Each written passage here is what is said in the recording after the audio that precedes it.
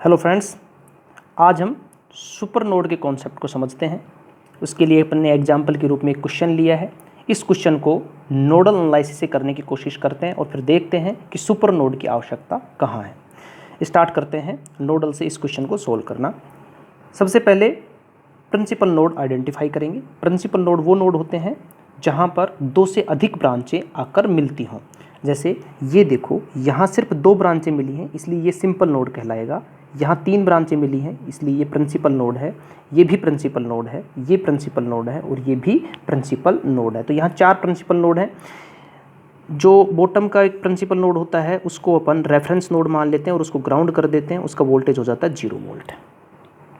यदि ये 0 वोल्ट है तो ये भी होगा 0 वोल्ट, क्योंकि बीच में कोई एलिमेंट नहीं आया, सिंपल वायर है तो वोल्टेज सेम रहेगा। तो ये भी 0 वोल्ट हो जाएगा और ये भी 0 वोल्ट हो जाएगा। तो इस प्रिंसिपल नोड के वोल्टेज का अपने को पता चल गया, तो अपने को यहाँ वोल्टेज मानने की ज़रूरत नहीं है। ये बचे दो प्रिंसिपल नोड। इसका वोल्टेज मान लेते हैं V1 और इसका वोल्टेज मान लेते हैं V2। ठीक है, सबसे पहले हमें इस पर KCL अप्लाई करेंगे। तो KCL के लिए एक करंट इधर चली जाएगी, एक करंट इधर चली जाएगी और एक करंट इधर जाएगी। इस करंट में कोई दिक्कत नहीं आने वाली है, V1 - 0 / 10।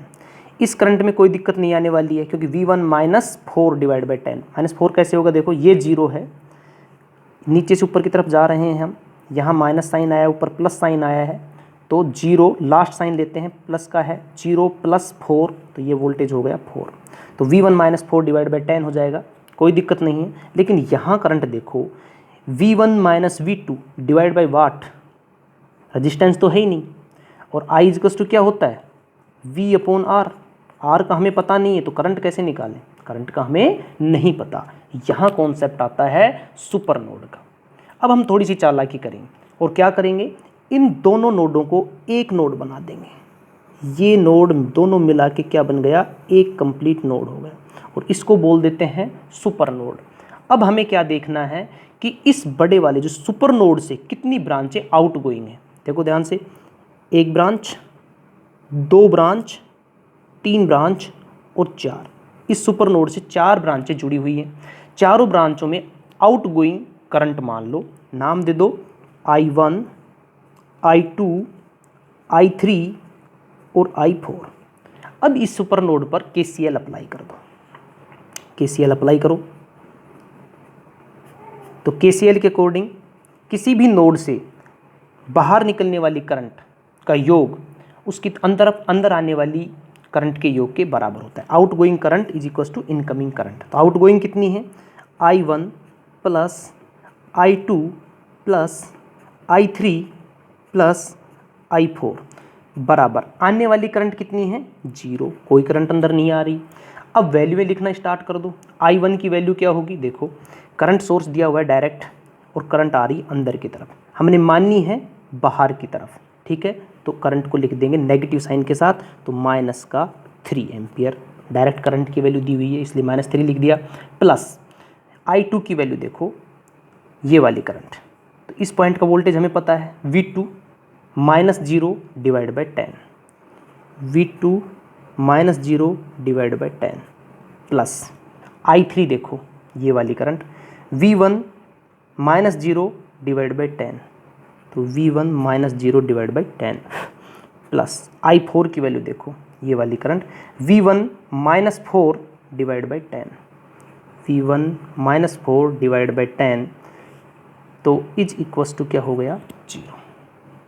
ठीक है, LCM आ गया 10 माइनस का 30 हो गया, प्लस V2 + V1 + V1 - 4 = 0। ठीक है, इस 10 को अपन इधर भेज देंगे, = में वज्र गुणा करेंगे तो ये हो जाएगा 0। तो वैल्यू हो गई -30 प्लस V2 एक ही है प्लस 2V1 - 4 = 0। ठीक है, अब यहाँ दो इक्वेशन अपने पास एक है और वेरिएबल दो हैं। 2V1 + V2 - 34 = 0। इक्वेशन एक है, वेरिएबल दो हैं, तो एक वेरिएबल की वैल्यू को अपने को निकालना होगा। देखो V2 की वैल्यू आप इजीली यहाँ से बता सकते हो। कैसे? ये वैल्यू V1 है तो V2 की वैल्यू क्या होगी? देखिए, V1 की वैल्यू अपने को पता है, ये V1 है, ये इस पॉइंट नोड का वोल्टेज, तो अपन इधर से इधर आ रहे हैं, यहाँ पहला साइन माइनस था, दूसरा साइन प्लस है, तो V1 प्लस वोल्टेज दिया है 1, तो V1 प्लस 1 बराबर V2। तो V2 की वैल्यू हो गई V1 प्लस 1, पुट कर दो V2 की जगह V1 प्लस 1, तो 2V1 plus V1 plus 1 minus का 34 is equals to 0, 3V1 minus का 33 इज इक्वस टू 0, तो V1 की वैल्यू हो जाएगी 33 divide by 3 is equals to 11 volt. तो V2 की वैल्यू क्या होगी, अभी अपन ने देखा V2 is equals to V1 plus 1 है, तो वैल्यू होगी 11 plus 1 is equals to 12 volt. ठीक है, तो V2 की वैल्यू भी निकल के आ गई 12 वोल्ट। आ जाओ सर्किट के अंदर। V1 की वैल्यू पता है कितनी है, 11 वोल्ट। V2 की वैल्यू कितनी है, 12 वोल्ट। ठीक है, अब अपन हर ब्रांच की करंट निकाल सकते हैं। कैसे निकालेंगे देखो, अब इनको भूल जाओ नोड वाली, अब अपने को सिर्फ वोल्टेज वैल्यू निकालनी थी V1 और V2 की, वो निकाल ली। अब इनको भूल जाओ। ठीक है, नोड में क्या किया था क्या नहीं किया था छोड़ दो। देखो करंट आई 3 एम्पियर, यहाँ से यहाँ गई और करंट गई अपनी 3 एम्पियर।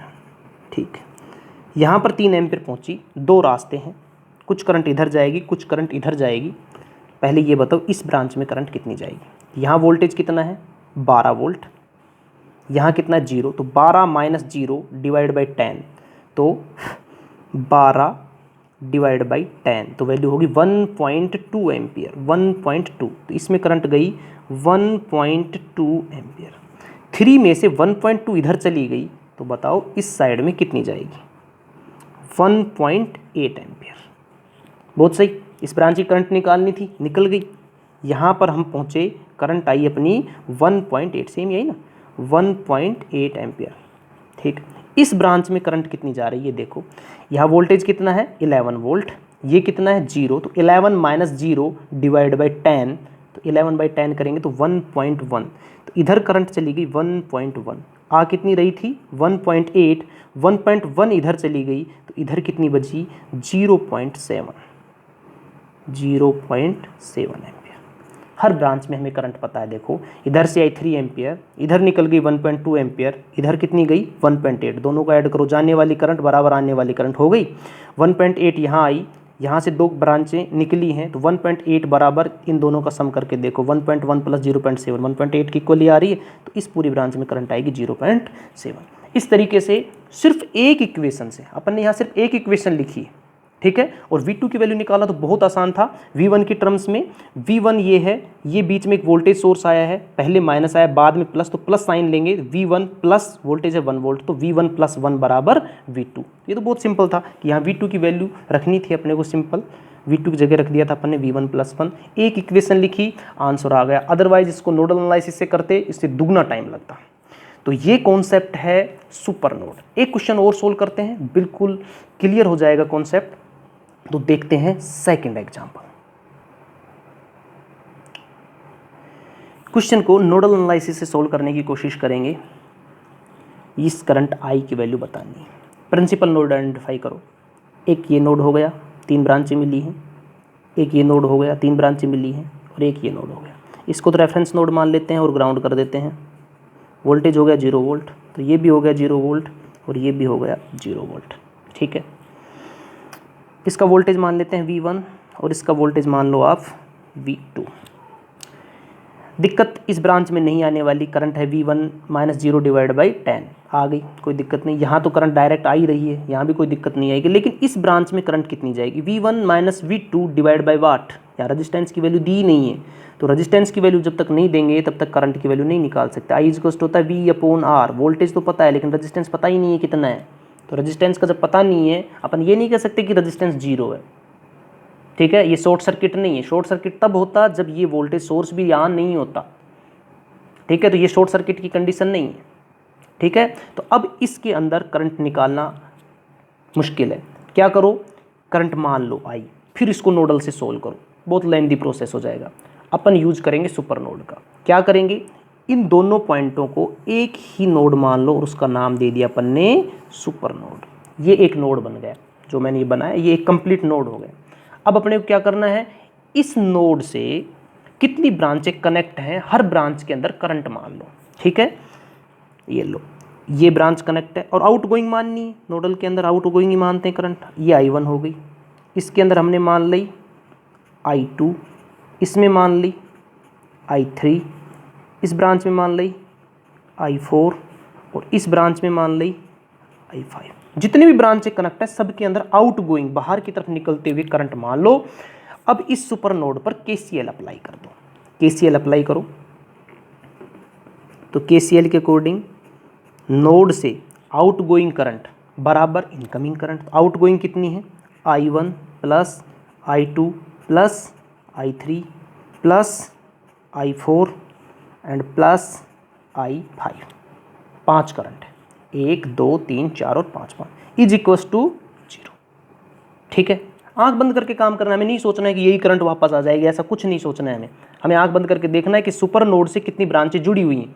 आइडेंटिफाई कर ली कि 1 2 3 4 5 ब्रांचें जुड़ी हुई हैं, सब के अंदर आउटगोइंग करंट दिखा दो। सब के अंदर हमने आउटगोइंग करंट दिखा दी। अब इनकी वैल्यू निकालना स्टार्ट करो। I1 ये वोल्टेज है V2, ये 0, V2 माइनस 0 डिवाइड बाई 10, तो V2 minus 0 divide by 10 plus I2 देखो ये वाली current V1 minus 0 divide by resistance कितना है 10, तो V1 बाई 10। I3 की वैल्यू देखो, ये देखो ये करंट सीधा करंट सोर्स दिया हुआ है। अब ये करंट अंदर की तरफ आ रही है, जबकि एक्चुअल में करंट अंदर की तरफ आ रही है, लेकिन हमने मानी बाहर की तरफ है, अपोजिट डायरेक्शन में आ रही है, इसलिए साइन ले लेंगे माइनस का, तो ये हो गई माइनस का 1 प्लस I4 की देखो, V1 वोल्टेज ये है, ये करंट यूं जा रही है, ये वोल्टेज है V2, तो V1 minus V2 divide by 10, V1 minus का V2 डिवाइड बाई 10 प्लस अब I5 देखो, ये देखो I5 करंट है और I5 यहाँ से आउट गोइंग हो रही है, तो V2 minus V1 divide by 10, तो V2 माइनस का V1 divide by 10 is equals to 0। LCM कितना आ गया, 10 आ गया, तो ये हो गया V2 प्लस V1, यहाँ बटे 1 है तो 10 से मल्टीप्लाई जाएगा, माइनस का 10 प्लस V1 माइनस का V2 प्लस का V2 माइनस का V1 इज इक्वस टू 0। इसको वज्र गुणा कर दो, ये तो हो गया 0। देखो एक V2 प्लस का ये माइनस का, तो ये तो हो गया 0, क्या बचा सिर्फ एक सिंगल V2, तो ये V2 बच गया।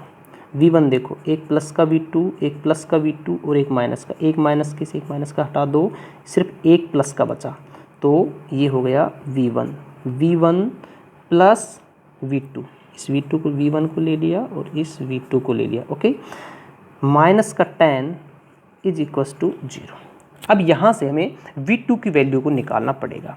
यहाँ देखो ये है V1, ये है V1 ठीक है, ये वोल्टेज कितना है 10 वोल्ट है, मैं इधर से इधर जा रहा हूँ, पहले साइन आया माइनस का, बाद में आया प्लस का, साइन लूँगा प्लस का, तो V1 प्लस कितना 10, तो V1 प्लस 10 बराबर V1 प्लस 10। यहाँ से यहाँ आ रहा हूँ मैं, V1 लास्ट वाला साइन लिया प्लस का, तो V1 प्लस 10 बराबर V2, तो V2 की जगह आप V1 प्लस 10 रख दो, तो V1 प्लस 10 V2 की जगह रख दिया V1 प्लस 10, माइनस का 10 इजकस टू 0, तो V1 प्लस V1 कितना हो गया 2V1, और 10 प्लस का 10 माइनस का है तो कितना हो गया 0, तो 2V1 बराबर 0।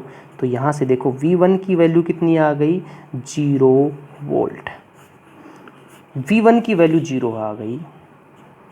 V2 की कितनी आएगी देख के ही बता दो मेरे को, V2 की वैल्यू, V1 की वैल्यू कितनी है 0, तो V2 की वैल्यू 0 प्लस 10 बराबर 10, तो V2 की आ गई 10 वोल्ट। पूछा क्या है, ये करंट पूछी है, ये करंट निकालनी है, तो voltage difference 0 minus 0 divide by 10, तो कितनी है ये वैल्यू 0 माइनस 0 डिवाइड बाई 10, तो 0 बाई 10 इजकस टू 0 एम्पियर, तो आंसर इज 0 एम्पियर। तो यदि करंट आई की वैल्यू अपने से पूछी जाए तो अपन बताएंगे आंसर इज 0 एम्पियर। तो ये था सुपर नोड का कॉन्सेप्ट। सुपर नोड में हमने क्या किया, यदि सिंगल वोल्टेज सोर्स दे दिया जाए किसी ब्रांच में तो उस ब्रांच में अपन को रेजिस्टेंस नहीं पता है, रेजिस्टेंस नहीं पता है तो उस ब्रांच में हम करंट की वैल्यू नहीं निकाल सकते। या तो उसके अंदर करंट की वैल्यू मान के क्वेश्चन को सोल्व करें, या दूसरा तरीका ये है जिसको अपन सुपर नोड का कॉन्सेप्ट कहते हैं कि उस पूरे वोल्टेज सोर्स को कवर करते हुए एक नोड बना दो जिसको बोलते हैं सुपर नोड। और अब सुपर नोड पर देखो कि कितनी ब्रांचें कनेक्ट हैं। जैसे यहाँ देखा 1 2 3 4 और 5 ब्रांचें कनेक्ट हैं। ओके, हर ब्रांच में बाहर की तरफ निकलते हुए करंट आप अज्यूम कर लो, I1 I2 I3 I4 और I5। ठीक है, वोल्टेज अपन मान चुके हैं, ये V1 है और ये V2 है। ओके, सिंपली करंट निकालो जैसे नोडल एनालिसिस में निकालते थे, V2 - 0 डिवाइड बाई 10। इसी तरीके से सबके अंदर करंट निकालो, निकाल के एक इक्वेशन बनी, क्योंकि नोड ही एक है तो एक इक्वेशन बनेगी इक्वल्स टू 0। अब यहाँ पर वेरिएबल 2 हो जाएंगे, जैसे देखो V1 + V2 - 10 equals to 0। Variable 2 है V1 और V2, इक्वेशन 1 है तो यहाँ से V2 की वैल्यू हमें निकालनी जरूरी है, तो V2 की वैल्यू यहाँ से निकालो।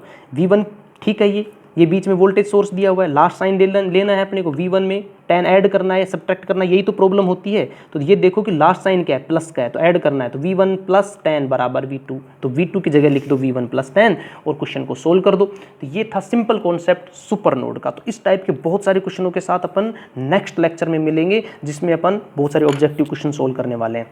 थैंक यू फ्रेंड्स, मिलते हैं नेक्स्ट लेक्चर।